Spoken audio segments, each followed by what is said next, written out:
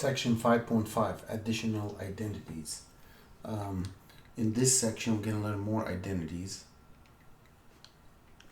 To do so, we recall from previous sections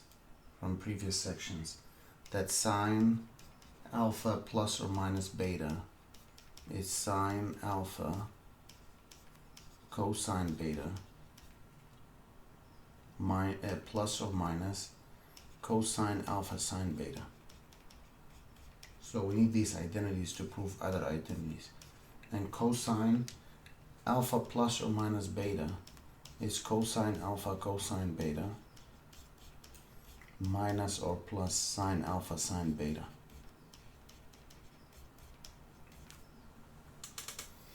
And to recall this, how to apply it, let's look at an example how we evaluate something like this with no calculator. Cosine arc sine 4/5 plus arc tangent 3. So the easiest way to do this, assume this is like alpha and this is beta. So let alpha equals arc sine 4/5. From here we can find, by the definition of arc sine alpha is 4/5. Note arc sine is the same as sine inverse. And beta is arc tan 3. So this means tan beta is 3. Tan beta is 3.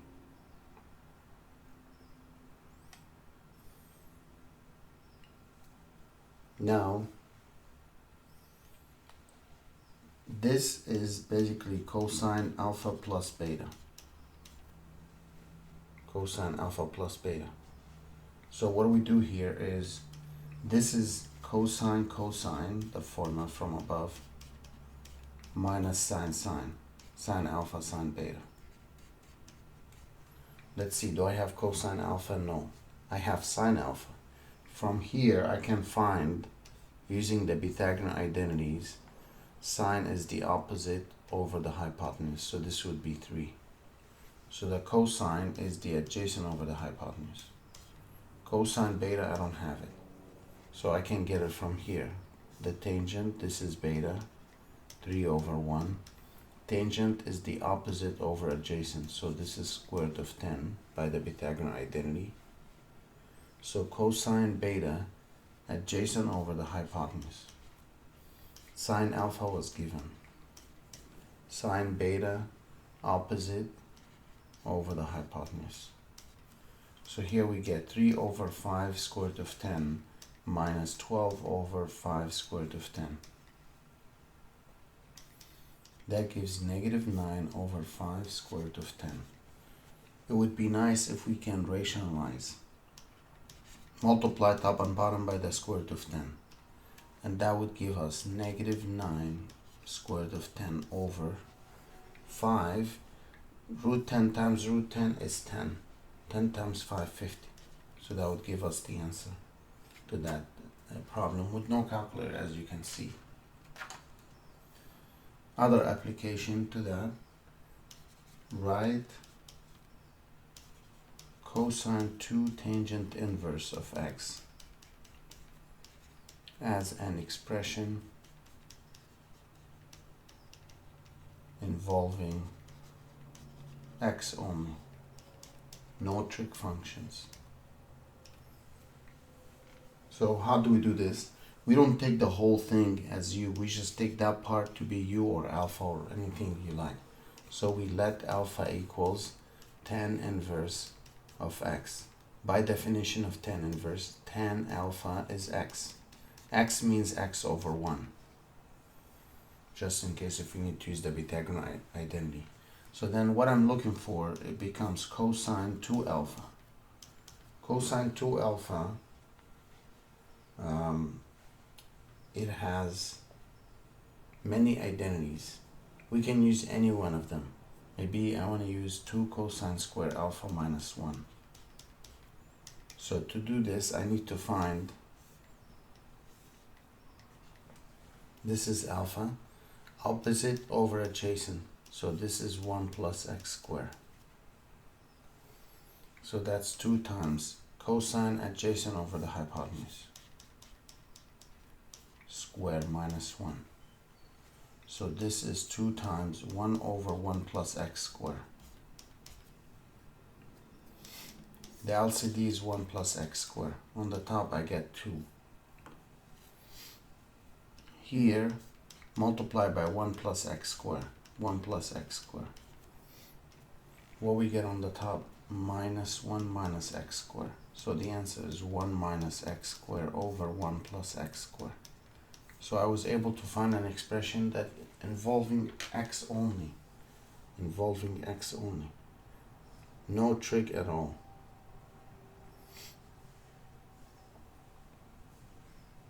Now, I'm gonna go back to the formula for sine alpha plus beta. Remember we said it's sine cosine plus cosine sine. That was for sine alpha plus beta. If I do sine alpha minus beta, it's the same formula, just minus in the middle. Sine cosine minus cosine sine. And all we have to do here, watch, add them up. These two are identical copies, 2 sine alpha cosine beta. These cancel out. Here we get sine alpha plus beta plus sine alpha minus beta. So then that gives me, if I divide both sides by 2, I get a formula here. 1/2 all of this. This formula is called product to sum. So product to sum, watch, product to sum formula. Those are not easy to remember, so that's why it's important to learn how to derive them. We can do the same thing. We can do the same thing for if I take the cosine alpha plus beta, cosine alpha minus beta, or if I subtract these two instead of adding them. So after doing all these things, we're gonna come up with more formulas. The next one would be cosine alpha, cosine beta. I'm not gonna prove all of them. The formula for this is 1/2 sine alpha plus beta minus sine alpha minus beta. That's if I subtract them.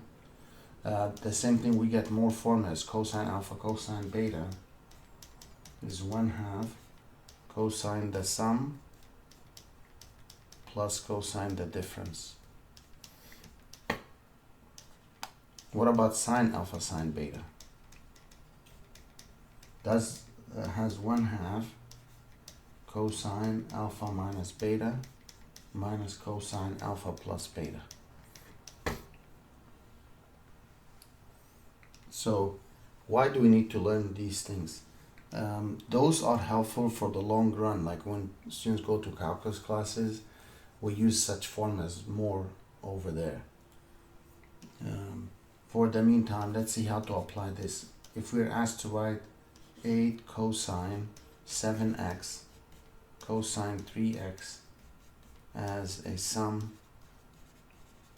or difference,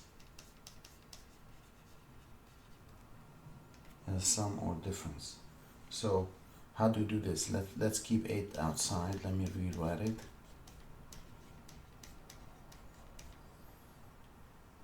So keep 8 out times cosine, so that would be this one here. It says a 1/2 outside. This is like alpha and this is like beta. So the formula said cosine alpha plus beta, so cosine 7x plus 3x, and then plus cosine alpha minus beta. This gives me 4 cosine 10x plus cosine 4x, and multiply the 4 in. 4 cosine 10x plus 4 cosine 4x. As I mentioned earlier, in calculus, if you have an expression like the one is given, if you are able to rewrite it as a sum, it will make things easier to work with. Now, is there a way to go backwards, like sum to product? So again, let me write that down here. Those are called product to sum.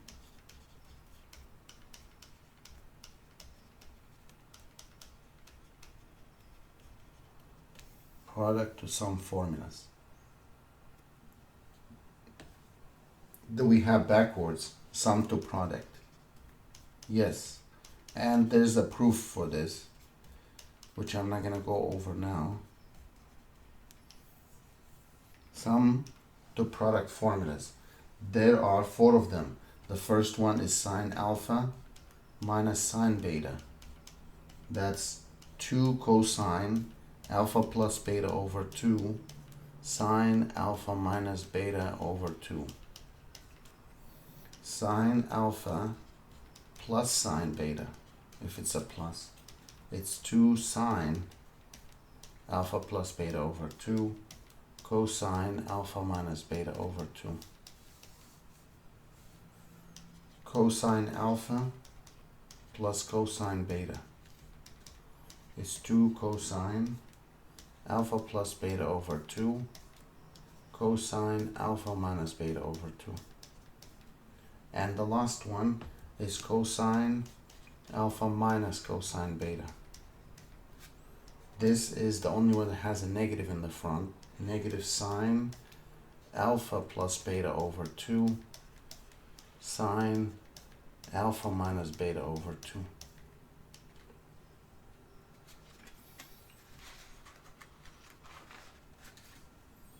How do we apply that out? Let's look at find the value or exact value of sine 75 degrees minus sine 15 degrees. Of course, there's several ways to do this, but if I use sum to product, let's see what we get. Sum to product, that's sine minus sine. That's the first one. It says 2 cosine the sum over 2, so 2 cosine the sum over 2, and then sine the difference over 2 times sine 75 minus 15 over 2. That gives us 2 cosine 90 divided by 2 sine 60 divided by 2 equals 2 cosine, this is 45, sine 30. Cosine 45 is square root of 2 over 2. Sine 30 is 1/2. So these cancel each other. And the answer would be square root of 2 over 2. Now, other ways to do this, of course, you can write it, the 75 as the sum or difference of two angles that we are familiar with. And the same thing for 15, but still you have to do a lot of work there. So I think this would be easier to use sum to product. Another example about proving an identity. What about if we're asked to prove cotangent x equals sine 4x plus sine 6x divided by cosine 4x minus cosine 6x. Let's see what we're gonna get. It would be more convenient to start on the right side, not the left side, the right side. So if we start with the right side, sine 4x plus sine 6x, and my goal is to get the one on the left side, cosine 4x minus cosine 6x. Again, because there's only one term on the left side, so the first thing comes to mind is to use sum to product. Sum to product. So sum to product, sine plus sine. Let's see, sine plus sine. That's the second one. 2 sine cosine. So 2 sine. So it's 2 sine. The sum over 2. Cosine the difference over 2. For cosine minus cosine, that was the last one. Negative 2 sine. Negative 2 sine. The sum over 2. sine the difference over 2. Right away, these 2's cancel each other. Sine 10x over 2 is 5x. Cosine negative 2x over 2 is negative x. Negative sine 5x sine negative x.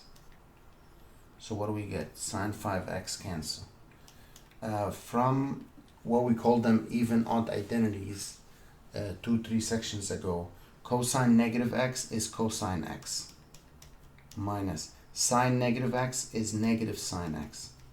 So the two negatives in the denominator, they become positive. Cosine over sine is cotangent. That proves this identity. So in summary, what do we have in this chapter? We have sum to product, product to sum. These are the two major things that we have here in this. And these formulas all came from what I started with reviewing today, these first 2 lines.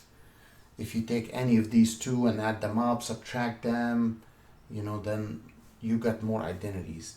And then in general, the next set, which is sum to product, also came from that one. And the way to prove this, if you're interested to know, is by setting alpha plus beta equal m or something, and then solve for alpha and beta and substitute them into the product to sum, and then those will get converted into sum to product, but not needed. And another thing to know, generally speaking, for face-to-face classes, most instructors do not ask the students to memorize them for the test, but at least you should be able to know how to use them. Another thing here, notice while we're working stuff out, we came across small things that we needed to use or know. The first one is the Pythagorean identities, as you could see on the right side here. That's almost always important in all the sections we cover in trig. Pythagorean identities. The next one we came across is the double angle formula for cosine. So if a student doesn't master the previous sections, they will find this section more challenging. The other thing we came across, one more thing here, and all the way down here. Even odd identities. Again, we came across them. If you don't know what's cosine negative x, it wouldn't be easy to finish this up. So that's what this section is about.